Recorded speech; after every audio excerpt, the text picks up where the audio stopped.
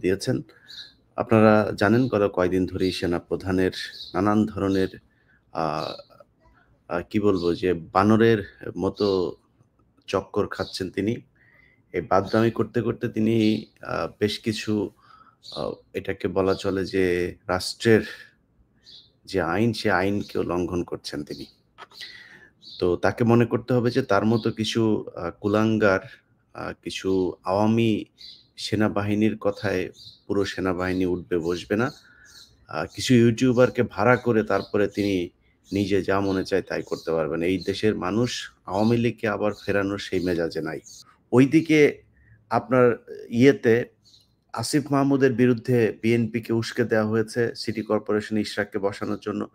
আমি মনে করি ইশরাক এখানে এই জোর জুলুম করে তারপরে বসার জন্য ইশরাক ছ্যাঁচড়ামো করে তারপরে সিটি কর্পোরেশনে বসার মতো ছেলে না। সামনে যদি মেয়র ইলেকশন হয়, কোনো নির্বাচিত সরকার হলে সেইভাবেও তার যাওয়ার সুযোগ আছে। কিন্তু তাকে উস্কে দিয়ে তারপরে আসিফ মাহমুদের বিরুদ্ধে লাগানো হয়েছে।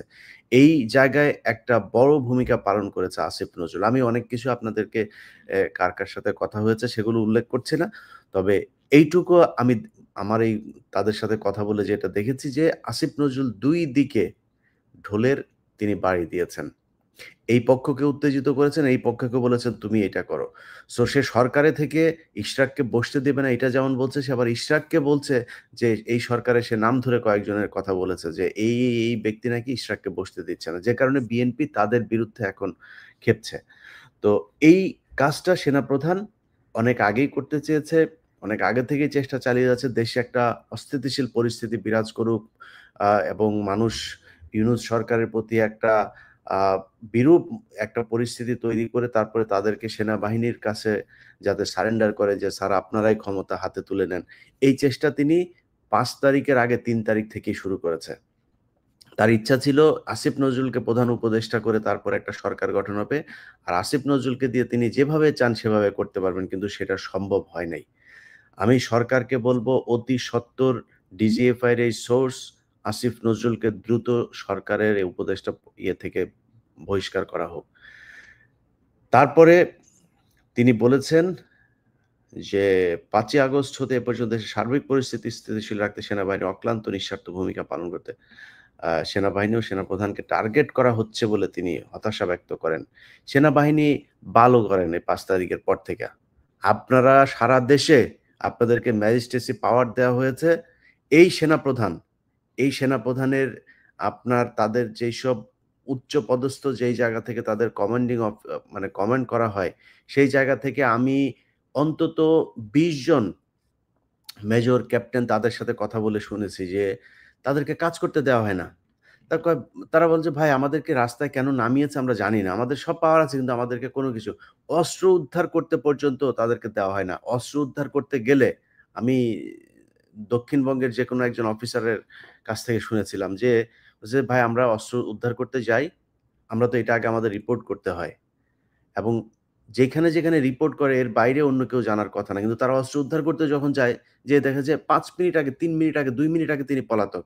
তার মানে যাদেরকে তারা রিপোর্ট করছে তার অফিসারদেরকে, তারা এটা জানিয়ে দিচ্ছেন যে, "এখান থেকে সরে যাও।" আওয়ামী লীগের এই লোকজনকে তারা এইভাবে বাঁচাচ্ছে। আচ্ছা, এরপরে বলা হয়েছে যে জাতিসংঘ কর্তৃক জুলাই-আগস্ট বিষয়ে যে প্রতিবেদন তৈরি করা হয়েছে তাতে সেনাবাহিনীর কোনো বক্তব্য নেওয়া হয়নি। ডক্টর ইউনুস এটা নিতে দেয় নাই জাতিসংঘকে। মানে জাতিসংঘ যেই রিপোর্ট দিয়েছে সেই রিপোর্ট সেনাপ্রধানের পছন্দ হয় নাই। উনার কাছে দিলে উনি আরেকটু সুন্দর কইরা করতেন। এইখানে সেনাবাহিনীর কোনো সমস্যা ছিল না, সেনাবাহিনী কোনো কিছু করে নাই, সেনাবাহিনী গুলি করে নাই, এগুলো জামাত শিবিরের লোকজন সেনাবাহিনীর পোশাক পরে, বিডিআর এর পোশাক পরে গুলি করেছে। এটা উনি বানায় ফেলতেন। যে কারণে উনার ওটা পছন্দ হয় নাই। তারপরে তিনি বলেছেন সংস্কারের বিষয়ে। তিনি সংস্কার চান। তবে তিনি যেভাবে চান, সেইভাবে এই সরকার করছেন না। তো তিনি কিভাবে চান সেটা আপনারা এই কয়দিন আগে একটা বক্তব্যে শুনেছেন যে, যেদিন আওয়ামী লীগ নিষিদ্ধের জন্য এই আন্দোলন হচ্ছিল শাহবাগে, যমুনার সামনে, সেদিন সেনাপ্রধান সশরীরে বঙ্গভবনে গিয়ে তারপরে বলে এসেছে যে, আওয়ামী লীগকে নিষিদ্ধ করা যাবে না। ওয়াকারকে এটার জবাব দিতে হবে যে, ওয়াকার আওয়ামী লীগকে নিষিদ্ধ না করার জন্য তার এত ইন্টারেস্ট কেন? এটা তাকে করতে হবে। তারপরে সে সরকারের এই সংস্কারের ভেতরে কয়দিন আগে আপনি হাসনাতকে আপনারা জানেন যে ডেকে নিয়ে যেয়ে তারপরে থ্রেট করা হয়েছে যে, "তোমরা বেশি বুঝো না, বেশি ফাল পাইরো না।" হ্যাঁ? সেই পোস্ট আপনারা দেখেছেন। যদিও সেটাকে পরবর্তীতে সার্জিস এবং আ অন্যান্যদেরকে দিয়ে এটা কিছুটা ব্যালেন্স করার চেষ্টা করেছে, সেটা তারা করতে বাধ্য হয়েছে। সেনাপ্রধানকে জবাব দিতে হবে, হাসনাতকে ডেকে নিয়ে আওয়ামী লীগ নিষিদ্ধ করা যাবে না, এই দায়িত্ব সেনাপ্রধানকে কে দিয়েছে? মানবিক করিডোরের মতো স্পর্শকাতর ও ঝুঁকিপূর্ণ সিদ্ধান্ত নেওয়ার এখতিয়ার বর্তমান সরকারের নেই বলে তিনি উল্লেখ করেন। তিনি বলেন, শুধুমাত্র একটি নির্বাচিত রাজনৈতিক সরকারই যথেষ্ট পদ্ধতি অনুসরণপূর্বক এরূপ সিদ্ধান্ত নিতে পারেন। তিনি করিডোরের বিশাল একজন বিরোধী মানুষ। সেনাপ্রধান, তোমার আম্মা শেখ হাসিনা এই পুরো বাংলাদেশটাই ইন্ডিয়ার করিডোর বানিয়ে রেখেছিল। এর আলাদা কোনো অস্তিত্ব পৃথিবীর বুকে ছিল না। এর পুরো সার্বভৌমত্ব স্বাধীনতা দখল করেছিল ভারত। তুমি কই ছিলাও? যেই জুলাই আগস্টে ছাত্রদের উপরে নির্যাতন করা হয়েছে, যে দেশের মানুষের উপর গুলি করে, সেখানে অসংখ্য ভারতীয় লোকজন এসে তারপরে ট্রেনে করে বর্ডার পার হয়ে এসে কিলিং মিশনে অংশ নিয়ে তারা সুন্দরভাবে বাংলাদেশ পার হয়ে গিয়েছে। তুমি কোথায় ছিলা? তোমার ক্যান্টনমেন্টে বসে তারপরে আসিফ নজরুল্লাহ, তোমার অফিসাররা বসে এই ভারতীয় সেনাবাহিনীর গোয়েন্দা সংস্থার লোকজনের সাথে বৈঠক করেছে। কোথায় ছিলা তুমি তখন? তোমার এত সার্বভৌমত্বের প্রতি হইছে, তোমাকে ইউনুস না করছে নাকি পার্বত্য চট্টগ্রামে যায়া জেএসএস, ইউপিডিএফ এর সন্ত্রাসীদেরকে করতে? তুমি এখন প্রতি সপ্তাহে তোমার সেনাবাহিনীরে পোলাও খাইতে দাও। তুমি তোমার সেনাবাহিনীরে কনস্ট্রাকশন ব্যবসা ধরায় দিছো। তুমি এখন আসছো করিডোর। করিডোর নিয়ে আমরা কথা বলবো। এই দেশে যদি ডক্টর ইউনুস না, আমি আমেরিকায় বসে আছি। যদি আমেরিকাও যদি আমার দেশের জন্য আমারে যদি ফাঁসিও দেয়, যদি আমার দেশ দখল করতে যায়, আমরা কথা বলবো। আমরা এখনো বেঁচে আছি তো। তোমার মতো ২ নাম্বার টোকাই মার্কা দেশপ্রেমিক আমরা না তো। তুমি সারা বছর হাসিনার খায়া এই দেশের পুরো সার্বভৌমত্ব ভারতের হাতে দিয়া তুমি এখন করিডোর মারাইতে আসছো না? বাংলাদেশের বিমানবন্দর প্রতি বছর লোকসান, হাজার, হাজার কোটি টাকা তাদেরকে দিতে হয়। তো তোমার আমি কেন দিব?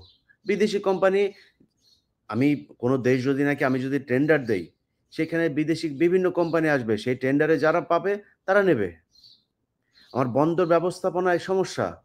এটা যদি এই সমস্যা যদি এই জট যদি না হয়, এটার জন্য আমার বিদেশি কোনো কোম্পানি যদি নাকি করা হয়, করবে, সমস্যা কি? আপনি যদি বাংলাদেশ বিমানটা যদি এখন এমিরেটস এর কাছে যদি দিয়ে দেন। আরে ভাই, এমিরেটস এই দেশে যা এই বিমানবন্দরের যে পরিস্থিতি করবে, প্রতিটা মানুষ এটার সুফল ভোগ করবে। এখন কোন দেশ, কোন কোম্পানি, মানে দেশ মানে কোন দেশ এসে আমার এটা দখল করে করবে, এটার আমি বিরোধিতা করব। জীবন দিয়া দিব এটার জন্য। কিন্তু আমার কোন কোম্পানি, কোন দেশের বিদেশি কোম্পানি এসে যদি এটার হ্যান্ডেলিং এর কাজ নেয়, এটার রক্ষণাবেক্ষণের কাজ নেয়, সমস্যা নাই তো। তুমি তো এতদিন ইন্ডিয়ারে যে সুযোগ সুবিধা দিয়ে রাখছিলা, ইন্ডিয়ান একটা জাহাজ যদি আসে তাইলে তাকে আগে খালাস করতে হবে। সে পরে আসলেও তার আগে দিতে হবে। তুমি তখন তো এটার বিরোধিতা করো নাই। তুমি পাহাড়েই করো না কেন? তোমার খাওয়ার জন্য নাকি এই ডিওএইচএস আর এই ঢাকা শহরের অর্ধেক দখল করে তোমারে খাওয়ার জন্য সেনাবাহিনী রাখছি নাকি আমরা? তুমি পাহাড়ে যাও, পাহাড়ে যা পাহাড় আগে দখলমুক্ত করো। এরপরে তুমি করিডোরের বিরুদ্ধে কথা বলতে আইসো। ডক্টর ইউনুস আর সেনাপ্রধান কিংবা যে যাই বলুক, আমরা করিডোর বা কোনো বিদেশি কোনো সংস্থার কাছে কোনো কিছু দিতে হলে আমরা একজন মানুষকে বিশ্বাস করি। সেটা হচ্ছে বেগম খালেদা জিয়া। বেগম খালেদা জিয়ার মতামত নিয়া যদি মনে করে যে না এটা ঠিক আছে, যেহেতু এটা নিয়ে একটা তৈরি হয়েছে। আমি নিজেও করিডোর সম্পর্কে কিছুই জানি না যে ইউনুস আসলে কোন শর্তে কাকে দিতে চাচ্ছে। ইউনুস যদি কোনো দেশের কোনো বিদেশি শক্তির হয়ে যদি কাজ করতে চায়, আরে ভাই রাতারাতি ইউনুসের বিরুদ্ধে দাঁড়াবো আমরা। যেহেতু এটা নিয়ে একটা বিতর্ক তৈরি হয়েছে, আমি মনে করি এর মধ্যস্থকারী হিসাবে খালেদা জিয়াকে রাখা যাইতে পারে এবং বেগম খালেদা জিয়া যেটা বলবে সেটাই হবে।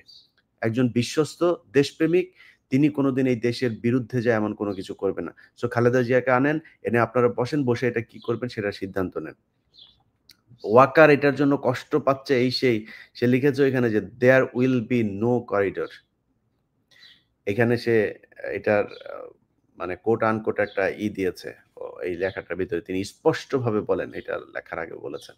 যাই হোক, ওয়াকারের কাছে তো আমাদের দেশপ্রেমী। উনি ইন্ডিয়ান মাল, ইন্ডিয়া যাও, তোমার আম্মু ইন্ডিয়া গিয়েছে, ইন্ডিয়াতে যাও। আচ্ছা, এরপরেই বলেছে একইভাবে চট্টগ্রাম বন্দরের বিষয়ে কোনো সিদ্ধান্ত নেওয়ার এখতিয়ার এই সরকারের নেই। একের পর এক গার্মেন্টস ফ্যাক্টরি বন্ধ হয়ে যাচ্ছে উল্লেখ করে তিনি বলেন, "এই বিষয়টি সরকারের কোনো ভ্রুক্ষেপ নেই।" তুই কি পাল ফালাস? তোর ডিজিএফআই সারাদিন আকাম করে এই গার্মেন্টসের পোলাপানের কাছে যায় কাঠি মারে এদেরকে করার জন্য। ওই বিভিন্ন কারখানাগুলো নষ্ট হয়ে যাওয়ার পেছনে তোর লোক দায়ী। তুই করছিস। ওই যে গাজীপুর এলাকায় এক ডিজিএফআই একটারে দিয়ে রাখছে।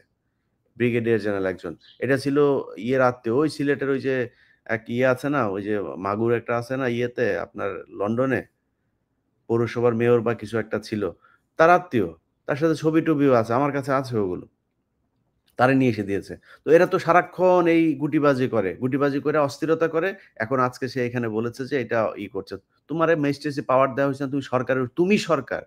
সরকারের পার্ট তো তুমিও। তোমারে সরকার তো সেই দায়িত্ব দিয়েছে। তুই ওখানে না যেয়ে তুই এনে গুটিবাজি করিস সারাদিন ভারতের সাথে। তোর বউর ফোন দিয়া তুই সারাদিন শেখ হাসিনার সাথে আলাপ মারিস কেন? তোর ওইজন্য তোর সেনাপ্রধান বানানো হইছে নাকি?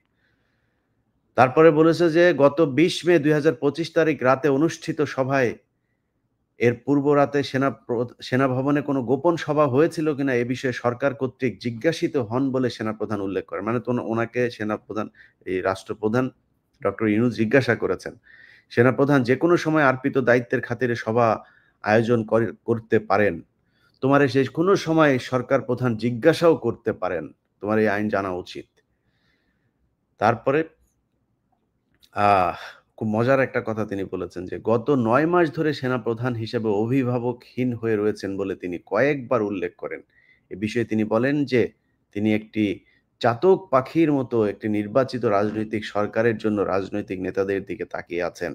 একটি নির্বাচিত সরকার সেনাবাহিনীর জন্য অভিভাবক হিসেবে দায়িত্ব পালন করবে। বাটপার, তোর সময়ে ২০২৪ সালে নির্বাচন হয়েছে না? চাতক পাখির মতো এই পলিটিক্যাল দলের দিকে তাকায়া ছিলি?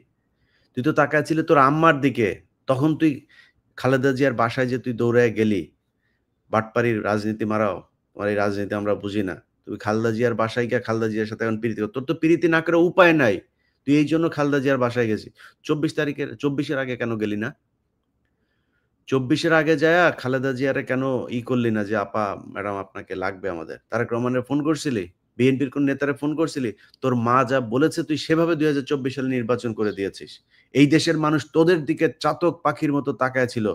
তোরা কিছু করছিস এই দেশের মানুষের জন্য? তুই তো সেই বাটপার যে কিনা সেনাবাহিনীকে বলেছিলি যে সেনাবাহিনীর এই ইয়ের কি বলে অস্ত্র দিয়েছে সরকার। সরকারকে রক্ষা করতে হবে। এই কথা বলছিলি না তুই? তোর এই রেকর্ড-টেকর্ড আমরা পাওয়ার চেষ্টা করতেছি। পাবো কিনা জানি না। পেয়ে যাইতেও পারি। তুই যে ৩ তারিখ, ২ তারিখ কি আদেশ দিয়েছিলি এইসব আমরা জানবো। তুই যখন কিনা এই ব্ল্যাক আউট করে পোলাপানরা যে হত্যা করা হইলো, তুই কই ছিলি তখন? তোর তখন উদ্বিগ্ন হইস নাই তুই এতগুলি মানুষরে যে মারল? তুই আর তোর বিডিআর এর লোকজনরে দিয়া তুই করছিস, গুলি করাইছিস মানুষকে। তোর সেনাবাহিনীর লোক দিয়া গুলি করায় ৫ তারিখ সকালেও তুই গুলি করাইছিস। তুই তো সেই বাটপার। তুই এখন আসছিস চাতক পাখির মতো রাজনৈতিক দল ইলেকশন করবে সেটার জন্য তাকায়। মানে যদি একটা নির্বাচিত সরকার আসে ইউনূসরে এখান থেকে সরায় দেয়, তাইলে তোমার সুবিধা হবে গুটিবাজি করতে, তাই না? এইজন্য এখন নির্বাচিত সরকারেরে তাড়াতাড়ি আনার জন্য পায়তারা করতেছ। সব লোকজনের কিনে নিয়া এখন তাদেরকে দিয়ে করতেছ। এগুলি আমরা খুব ভালো করে বুঝি। যাই হোক, প্রিয় দর্শক, এরকম লম্বা বিশাল ফিরিস্তি আছে। আমি আপনাদের সামনে বিষয়টা খুব জরুরি। এইজন্য দ্রুত জানানোর চেষ্টা করলাম। বাংলাদেশের মানুষকে সজাগ থাকতে হবে। বিশেষ করে বিএনপির ভাইদের কাছে অনুরোধ, দেখেন সামনে নির্বাচন হবে, নির্বাচন হইতেই হবে। এটা ডক্টর ইউনূসও বলেছেন জুনের বাইরে নির্বাচন যাবে না। আপনাদেরকে এই সেনাবাহিনীর এই ডিজিএফআই এরাই নানান ধরনের কথাবার্তা বলে আপনাদেরকে উদ্বিগ্ন করার চেষ্টা করবে। আপনাদেরকে একটা সিদ্ধান্তহীনতার ভেতরে নিয়ে যাওয়ার চেষ্টা করবে। আপনাদেরকে মাথায় রাখতে হবে এই দেশের মানুষ নির্বাচন চায়, রাজনীতি। আমি নিজেও চাই খুব দ্রুত একটা নির্বাচন হোক এবং সেই নির্বাচন আমার বিশ্বাস ডক্টর ইউনূস দেবেন। এবং ডক্টর ইউনূস এমন কোনো জিনিস করে যেতে পারবেন না যেটা বাংলাদেশের সরকার চায় না। আপনারা তাদের সাথে আলোচনা করুন। কিন্তু এই সেনাপ্রধানকে আপনাদের বুঝতে হবে যে এ হচ্ছে ইন্ডিয়ান মাল, আওয়ামী লীগের মাল। এই আওয়ামী লীগের মালের কথাবার্তা শুনে আপনারা সরকারের বিরুদ্ধে কোনো ধরনের উস্কানিমূলক বক্তব্য, কার্যক্রম কোনো কিছু করবেন না। এটাই আমাদের প্রত্যাশা। ছাত্র ভাইদেরকে বলব, ভাই দেখেন আপনাদের হাতে এখনো সময় আছে। আপনাদেরকে প্রমাণ করতে হবে যে আপনারা আসলে দেশপ্রেমিক। এই আসিফ নজরুল থেকে সরায় আপনারা যদি ৬ মাস সময়ও পান, এই ৬ মাসে দেখায় যেতে হবে যে না বাংলাদেশে আসলেই একটা ভালো কিছু আপনারা করে গিয়েছে। সেটার জন্য আসিফ নজরুলকে এখান থেকে সরাইতে হবে। আর অন্যান্য যারা আছেন যেসব আ ইউটিউবাররা ভাড়াটে হিসাবে খাটছেন, আপনাদেরকে আমরা খুব ভালো করে জানি। ওয়াকারের পক্ষে কথা বলেন আপনারা কিসের জন্য? আপনারা তো সেই মাল যে কিনা মাল খাওয়ার জন্য তারপরে আপনারা বিভিন্ন কোম্পানির কাছ থেকে টাকা পয়সা নেন। আপনাদের মতো মালেরা এসে এখন আমাদেরকে দেশপ্রেম শেখান। সেনাপ্রধানের মাসিক বেতন নিয়া তারপরে আমাদেরকে এখন দেশপ্রেম শিখাইতে আসিস? তোরও পেছন দিয়া ঢুকাবে শালার পুত। তুই জানিস না তোরে যে তুই যে দেশে কয়দিন পরে যাবি? তুই যাওয়ার পরে তারপরে তোরেও তো পেদাবে। তুই সেনাপ্রধানের ফাঁদে পা দিয়েছিস ৳২,৭০,০০০ ৳৮০,০০০ বেতনের জন্য। এই সেনাপ্রধান আওয়ামী লীগকে চায় আনতে। তুই বুঝতেছিস সামনে কি অবস্থা? আওয়ামী লীগকে আনবে, ভারতকে আবার বিভিন্ন জায়গায় তাদের জায়গাগুলো সুন্দর করে দিবে। এটা হচ্ছে ইয়ে। সেনাপ্রধান আপনার কোনো ধোঁকাবাজি, ধান্দাবাজিতে এই ইউটিউবার ভাড়া কইরা লাভ হবে। আপনাকে খুব স্পষ্টভাবে কিছু জায়গা মানুষের সামনে পরিষ্কার করতে হবে। ১ম জায়গা বিডিআর এর বিচার নিশ্চিত করতে হবে। তাইলে বুঝবো আপনি দেশপ্রেমিক। আওয়ামী লীগের যেসব লোকজন এখনো ডিওএইচএস এ পলাতক আছে, যাদেরকে আপনি লুকিয়ে রেখেছেন, আপনার অফিসাররা লুকিয়ে রেখেছে, তাদেরকে বের করে আইনের মুখোমুখি করতে হবে। সেনাবাহিনীকে ম্যাজিস্ট্রেসি পাওয়ার দেওয়া হয়েছে, সারা দেশে সাঁড়াশি অভিযান চালান। অভিযান চালায় আওয়ামী লীগের লোকজনকে ধরেন। কারা এতদিন অস্ত্রবাজি করেছে, মামলার আসামি কারা তাদেরকে ধরেন। আপনারা কোনো কিছুই করেন না। আপনি উল্টা বলছেন সরকার, আপনারে কি ব্যারাকে রাখা হয়েছে নাকি? আপনাকে ম্যাজিস্ট্রেসি পাওয়ার দিয়ে বাইরে রাখা হয়েছে। আপনি কারে দোষ চাপান? আপনি প্যারালাল গভর্নমেন্ট হিসাবে আপনাকে কাজ করার ক্ষমতা দেওয়া হয়েছে। আপনি এসে ইউনূসের উপরে দোষ চাপাচ্ছেন। যাই হোক, আমরা বিষয়টি নিয়ে প্রচন্ড রকমের উদ্বিগ্ন আমরা নিজেরাও। সো আমরা দেশবাসীকে বিষয়টা পরিষ্কার করার চেষ্টা করেছি আমি আমার জায়গা থেকে। আশা করি আপনারা বুঝতে পেরেছেন সবাইকে সজাগ থাকতে হবে প্রতিটা মুহূর্ত পর্যন্ত। যতক্ষণ না পর্যন্ত বাংলাদেশে একটা নির্বাচিত সরকার না আসছে এবং সেই সরকারের নেতৃত্বে যারা থাকবে তারা যতক্ষণ স্যাটিসফাইড না আমি যদি ছোট করে বলি যে তারেক রহমান দেশে যায়নি এখন পর্যন্ত। কেন যায়নি? আপনার কি মনে হয় তারেক রহমান ইউনূসের ভয়ে যায় নাই? এই সেনাপ্রধানের ভয়ে যায় নাই। তারেক রহমান আপনাদের কাছে ভাই অনেকের কাছে আমার মনে হইতে পারে যে আমি এখন হয়তোবা আপনার কারো পক্ষে ভাই আমি কারো পক্ষে যে কথা বলি না এটা কয়দিন মানে যখন একজন আজকে বলেন তার পক্ষে হয়ে বলি পরশুদিন বুঝতে পারেন যে না, এ তো আসলে এর লোক না। সো আশা করি দিন শেষে বুঝতে পারবেন। ভাই বিশ্বাস করেন বাংলাদেশে যদি নাকি একটা নির্বাচিত সরকার আসে এবং সেটার প্রধান যদি নাকি তারেক রহমান হন, আমি আপনাদেরকে কথা দিলাম মানে আমি আমার নিজের জায়গা থেকে আমি যতটুকু বুঝতে শিখেছি তারেক রহমানকে বিএনপির বিগত দিনে যে সরকার ছিল তার চেয়ে অনেক ভালো কিছু একটা দেখবেন। আমি আপনাদেরকে কথা দিলাম। যদি নাকি খারাপ কিছু দেখেন, যদি অন্যরকম কিছু হয়, লুটপাট হয়, তারেক রহমান বিদেশি কোনো শক্তির হয়ে কাজ করে, আমি বললাম আমি ফার্স্ট পারসন হব যে কিনা আপনাদের সাথে দাঁড়াবো। তারেক রহমানের বিরুদ্ধে দাঁড়াবো। কিন্তু আমি এখন পর্যন্ত তারেক রহমান সম্পর্কে তারেক রহমানের এখনকার যেই তার চিন্তা ভাবনা, তার যেসব মানুষজনের সাথে তিনি এই রাষ্ট্র নিয়ে কথা বলেন, আমি সেটা থেকে আপনাদেরকে বলছি যে তারেক রহমান একটা ভালো কিছু আপনাদের সামনে এখন আপনি যে বিএনপিকে দেখছেন, বিএনপি এরকম থাকবে না। বিশ্বাস করেন এরকম থাকবে না। বিএনপির অনেক নেতা আছে যাদের উপরে তারেক রহমানের শতভাগ কর্তৃত্ব নাই। যে কারণে অনেক কিছু তিনি করতে পারছেন না। চাইলেও অনেক ব্যাপারে তিনি এখন নিশ্চুপ থাকছেন। তিনি দেশে ফিরলে সেটা দেখতে পারবেন। সো আমরাও চাই আর যদি জামাত আসে, আমাদের জামাতকে নিয়েও কোনো বড় ধরনের কোনো অভিযোগ নাই যে জামাত এসে তারপরে দেশকে বিক্রি করে দিবে। তাদের কিছু নেতা আছে যারা কিনা রয়ের সাথে কানেক্টেড নানানভাবে জামাতকে বিতর্কিত করার চেষ্টা করছে। তো এটার ব্যাপারে আমার আ কোনো আপত্তি নাই। তারাও যদি আসে আমি মনে করি দেশ নিশ্চিন্ত একটা জায়গায় যাবে। যারাই ক্ষমতায় আসুক বিএনপি কিংবা জামাত কিংবা এনসিপি, আমি মনে করি যে এই দেশ একটা ভালো জায়গায় যাবে। সো সেই দিন পর্যন্ত বাংলাদেশের প্রতিটা মানুষকে নিরাপত্তা প্রহরীর মতো এই দেশকে পাহারা দিতে হবে। আমরা আছি ইনশাআল্লাহ। এই দেশ ভারত, চীন, পাকিস্তান, আমেরিকা কোন দেশের কাছে নতজানু হয়ে তারপরে থাকবে এটা আমরা কখনোই ইনশাআল্লাহ হইতে দিব না। সবাই ভালো থাকবেন।